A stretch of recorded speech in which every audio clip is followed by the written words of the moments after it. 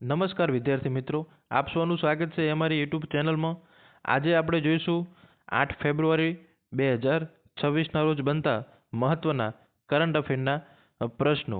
આપણા daily current affair સિરીઝમાં આજે આપણે આવનારી પોલીસ કોન્સ્ટેબલ, પીએસઆઈ, સીસી, તલાટી, જીપીએસસી ફોરેસ્ટ વગેરે જેવી તમામ પરીક્ષાઓ માટે ઉપયોગી અતિ મહત્વનો કરંટ અફેર જોઈશું.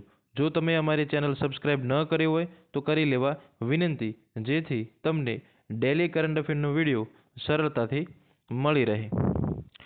આગળ વધીએ પ્રશ્ન નંબર 1 પર. કઈ વૈશ્વિક એરોસ્પેસ કંપનીએ ગુજરાતમાં ગતિશક્તિ વિશ્વવિદ્યાલય ખાતે ટકાઉ ઉડ્ડયન માટે શ્રેષ્ઠતા કેન્દ્રનું ઉદ્ઘાટન કર્યું છે?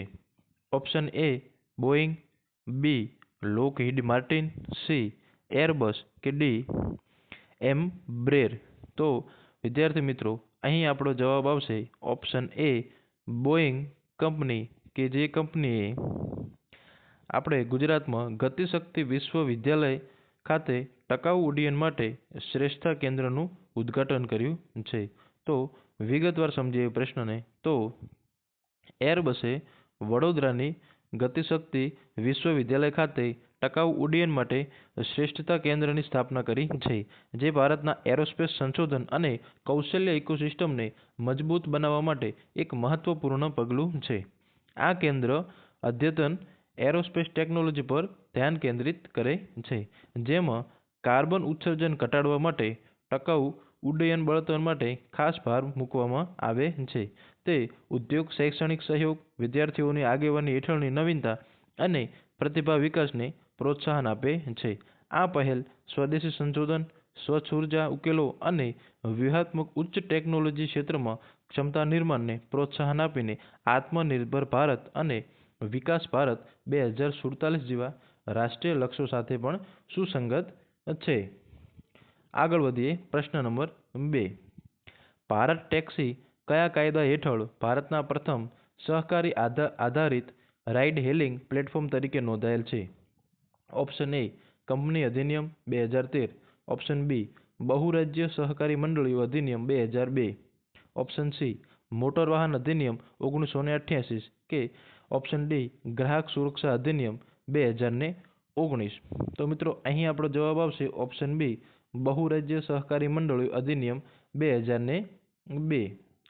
પ્રશ્ન વિશે વિગતવાર સમજીએ તો multi state cooperative societies act 2002 કાનૂની માળખું પૂરું પાડે છે કે જેના હેઠળ ભારત ટેક્સીને સહકારી રાઇડ હેલિંગ પ્લેટફોર્મ તરીકે નોંધણી કરાવવામાં આવે છે. આ કાયદો સહકારી સંસ્થાઓને લોકશાહી શાસન અને સભ્ય માલિકી સુનિશ્ચિત કરતી વખતે અનેક રાજ્યોમાં કાર્ય કરવા સક્ષમ બનાવે છે. આ કાયદા હેઠળ નોંધણી કરાવીને ભારત ટેક્સી ખાનગી રીતે નિયંત્રિત કંપનીને બદલે ડ્રાઈવર માલિકીની એન્ટિટી તરીકે કાર્ય કરે છે. આ માળખું વ્યાજબી આવક વિતરણ, ઓછા કમિશન અને સામૂહિક નિર્ણય લેવાનું સમર્થન કરે છે. તે સહકારી ક્ષેત્રને મજબૂત બનાવવા અને ઉભરતી ડિજિટલ અને ગતિશીલતા સેવામાં સમાવિષ્ટ લોકો કેન્દ્રિત આર્થિક મોડેલોને પ્રોત્સાહન આપવા માટે સરકારના વ્યાપક દબાણને પ્રતિબિંબિત કરે છે. આનાથી ટેક્સી ડ્રાઈવરને બહુ મોટો ફાયદો થશે કે જે પ્લેટફોર્મ કંપનીઓ જે કમિશન લઈ જતી એ હવે એમને આપવું પડશે નહીં. આગળ વધીએ પ્રશ્ન નંબર 3. કયા દેશે ICC under nineteen men's cricket world cup 2026ની ફાઇનલમાં ઇંગ્લેન્ડને હરાવીને જીત મેળવી? ઓપ્શન એ ઓસ્ટ્રેલિયા, બી દક્ષિણ Africa, C New Zealand, D Bharat. તો અહીં દોસ્તો આપણો જવાબ આવશે આપણા ઇન્ડિયાએ જે છે એ ICC under nineteen men's cricket world cup 2026ની ફાઇનલમાં ઇંગ્લેન્ડને હરાવીને જીત મેળવી છે. વિગતવાર જાણીએ તો Bharat ICC under nineteen men's cricket world cup 2026ના ફાઇનલમાં ઇંગ્લેન્ડ પર શાનદાર વિજય સાથે ચેમ્પિયન બન્યું. ટીમે ઓલરાઉન્ડ પ્રદર્શન કર્યું, જે રેકોર્ડ બ્રેક બેટિંગ પ્રદર્શન અને શિસ્તબદ્ધ બોલિંગ દ્વારા પ્રકાશિત થયું. ભારતે 411 રનનો ઐતિહાસિક સ્કોર બનાવ્યો, જે અંડર-19 વર્લ્ડ કપ ફાઇનલમાં અત્યાર સુધીનો સૌથી વધુ રન હતો, એટલે એક રેકોર્ડ પણ બનાવ્યો, જેમાં વૈભવ સૂર્યવંશીની સનસનાટીભર્યા 175 રનની ઇનિંગમાં સમાવેશ થાય છે. તો વૈભવ સૂર્યવંશી આ ઇનિંગમાં 175 રન બનાવ્યા. કોલે કાલે ફાલ્કનની શૂરવીર સદી છતાં ઇંગ્લેન્ડનો પીછો સતત દબાણ હેઠળ નિષ્ફળ ગયો. આ જીત ભારતનો છઠ્ઠો અંડર-19 વર્લ્ડ કપ ટાઇટલ હતો, જેણે યુવા ક્રિકેટમાં તેનું વર્ચસ્વ મજબૂત બનાવ્યું.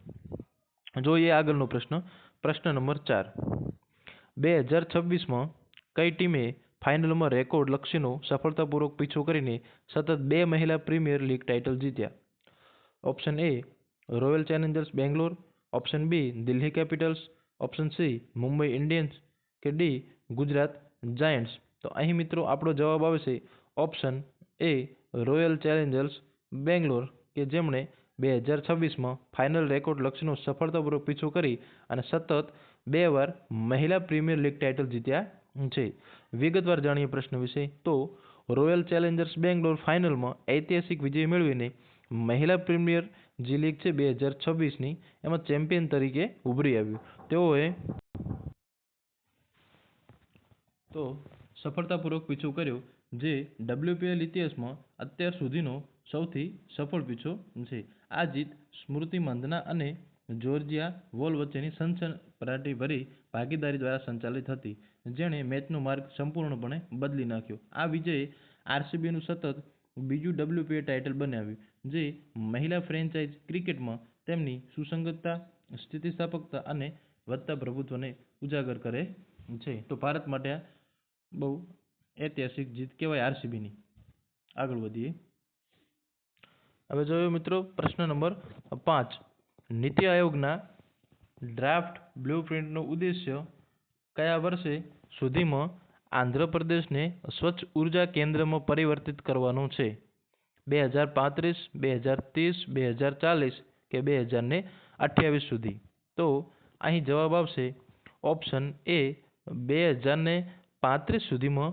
નીતિ આયોગના જે ડ્રાફ્ટ બ્લુપ્રિન્ટ એમણે ઉદ્દેશ્ય જાહેર કર્યું છે ત્યાં સુધી આંધ્રપ્રદેશને સ્વચ્છ ઉર્જા કેન્દ્રમાં પરિવર્તિત કરવાનો લક્ષ્યાંક રાખવામાં આવેલ છે. ક્યાં સુધી મિત્રો? 2035 સુધી. ખાસ યાદ રાખજો. સમજૂતી જોઈએ તો નીતિ આયોગના સ્વચ્છ ઉર્જા બ્લુપ્રિન્ટના જે ઉદ્દેશ્ય મુસદ્દો ઘડવામાં આવ્યો છે એના હેઠળ આંધ્રપ્રદેશને એક મુખ્ય નવીનીકરણીય ઉર્જા હબમાં રૂપાંતરિત કરવા માટે 2035 એ લક્ષ્ય વર્ષ રાખવામાં આવેલ છે. લાંબા ગાળાના રોડમેપ સૌર અને પવન ઉર્જા સંગ્રહ પ્રણાલીઓ અને ગ્રીડ આધુનિકીકરણના મોટા પાયે વિસ્તરણ પર ધ્યાન કેન્દ્રિત કરે છે. ખાનગી ખેલાડીઓ તરફથી મોટા પાયે રોકાણો આ સંક્રમણને ટેકો આપશે તેવી અપેક્ષા છે, જ્યારે ગ્રાહકો માટે સસ્તી વીજળી સુનિશ્ચિત કરશે. ઔદ્યોગિક વિકાસ અને ટકાઉપણું લક્ષ્યો સાથે ઉર્જા આયોજનને સંરેખિત કરીને આ યોજના આંધ્રપ્રદેશને સ્થાનિક સ્વચ્છ ઉર્જા નેતા અને નવીનીકરણીય ઉર્જા નિકાસ કેન્દ્ર બંને તરીકે સ્થાન આપે છે, જે ભારતના વ્યાપક ઉર્જા સંક્રમણ ઉદ્દેશ્યમાં નોંધપાત્ર યોગદાન છે. આગળ વધીએ. પ્રશ્ન નંબર 6. UN ઓનર રોલમાં સ્થાન મેળવવા માટે ભારતે વર્ષ 2026 માટે સંયુક્ત રાષ્ટ્રના નિયમિત બજેટમાં કેટલી રકમ ચૂકવી? તો $32.50 મિલિયન કે $35.18 મિલિયન કે $40 મિલિયન કે $28.75 મિલિયન? તો અહીં જવાબ આવશે $35.18 મિલિયનની ચૂકવણી જે છે તે ભારતે 2026માં સંયુક્ત રાષ્ટ્રના નિયમિત બજેટમાં રકમ ચૂકવેલ છે. જોઈએ વિગતવાર સમજૂતી. તો 2026 માટે જે ભારત દ્વારા સંયુક્ત રાષ્ટ્રનું જે નિયમિત બજેટ હોય છે તેમાં $35.18 મિલિયનનું યોગદાન આપવામાં આવ્યું છે. આ ચૂકવણીની નિર્ધારિત સમયમર્યાદામાં કરવામાં આવી હતી, જેનાથી ભારત અને યુએનના સન્માન યાદીમાં એવા દેશોનો સમાવેશ કરવામાં આવ્યો હતો જેણે તેમના મૂલ્યાંકન યોગદાનને સંપૂર્ણ અને સમયસર પૂર્ણ કર્યા. આ યોગદાન યુએનના મુખ્ય કાર્યો જેમ કે શાંતિ જાળવણી, વિકાસ પહેલ, માનવ અધિકાર કાર્યો અને વહીવટી કામગીરીને સમર્થન આપે છે. સમયસર ચૂકવણી એ એક જવાબદાર વૈશ્વિક હિસ્સેદાર તરીકે ભારતની વિશ્વસનીયતામાં પણ વધારો કરે છે અને બહુપક્ષીય સહયોગ અને નિયમો આધારિત આંતરરાષ્ટ્રીય વ્યવસ્થા પ્રત્યેની પ્રતિબદ્ધતા પર ભાર મૂકે છે. તો આ હતી વિગતવાર સમજૂતી. હવે જોઈએ પ્રશ્ન નંબર 7. તો જમીન અને મિલકતના વ્યવહારોને ઝડપી બનાવવા માટે કયા ભારતીય રાજ્યએ ઓટોમેટિક પ્રોપર્ટી મ્યુટેશન સિસ્ટમ રજૂ કરી છે? Option A Karnataka, B Maharashtra, C Tamil Nadu, D Telangana. તો મિત્રો આ સિસ્ટમ જે છે એ ઓપ્શન એ કર્ણાટક દ્વારા આ મ્યુટેશન સિસ્ટમ જે છે તે લાગુ કરવામાં આવી છે. જોઈએ વિગતવાર તો કર્ણાટક સરકારે જમીન રેકોર્ડને ડિજિટલાઇઝ કરવા માટે મહેસૂલ વહીવટને આધુનિક બનાવવાના વ્યાપક પ્રયાસના ભાગરૂપે ઓટોમેટિક પ્રોપર્ટી મ્યુટેશન સિસ્ટમ રજૂ કરી છે.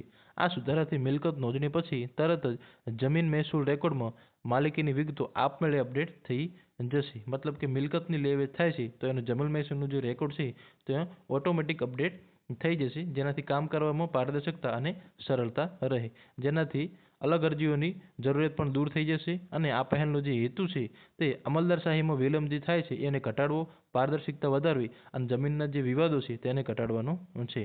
અને ભૂમિ પોર્ટલ જેવા ડિજિટલ એન્ડ રેકોર્ડ પ્લેટફોર્મ સાથે નોંધણી કચેરીઓને એકત્રિત કરીને રાજ્ય વ્યવસાય કરવાની સરળતામાં સુધારો કરવા, રોકાણકારોનો વિશ્વાસ વધારવા અને ઝડપી વધુ વિશ્વસનીય મિલકત વ્યવહારો સુનિશ્ચિત કરવાનો પ્રયાસ કરે છે. તો કર્ણાટક સરકારનું આ એક મહત્વનું પગલું કહી શકાય કે ડિજિટલાઇઝેશનથી જમીનના રેકોર્ડ જે છે તેને કામ કરવામાં સરળતા રહે. જોઈએ આગળનો પ્રશ્ન. પ્રશ્ન નંબર 8. બ્લેકસ્ટોનના 9.99% સુધીના હિસ્સાના સંપાદન માટે ભારતીય ખાનગી ક્ષેત્રની કઈ બેંકને આરબીઆઈની મંજૂરી મળી છે? તો જોઈએ મિત્રો ઓપ્શન કે કઈ બેંક છે. ICICI bank, axis bank, federal bank કે ઇન્ડસઇન્ડ બેંક. તો અહીં જવાબ આવશે ઓપ્શન સી, ફેડરલ બેંકને આ મંજૂરી આરબીઆઈ દ્વારા મળેલી છે કે જે બ્લેકસ્ટોન છે તેમાં 9.99% સુધીનો હિસ્સો મેળવવા માટેની. અને આ એક ખાનગી બેંક છે, ખાનગી ક્ષેત્રની. જોઈએ સમજૂતી વિગતવાર. તો ફેડરલ બેંક એ ભારતીય એક ખાનગી ક્ષેત્રની બેંક છે જેને બ્લેકસ્ટોનના વ્યૂહાત્મક રોકાણ માટે ભારતીય રિઝર્વ બેંક તરફથી મંજૂરી મળી છે. આ મંજૂરી જે છે 9.99 સુધીનો હિસ્સો ખરીદવા માટે છે, જેને નિયમનકારી મર્યાદામાં રહીને બેંકે સૌથી મોટો શેર હોલ્ડર બનાવે છે. આ પગલું છે એ ભારતના બેન્કિંગ ક્ષેત્ર માટે પણ વિદેશી રોકાણકારોના રસને પ્રકાશિત કરશે અને માલિકીના ધોરણોની દેખરેખમાં આરબીઆઈની ભૂમિકા પર ભાર મૂકે છે.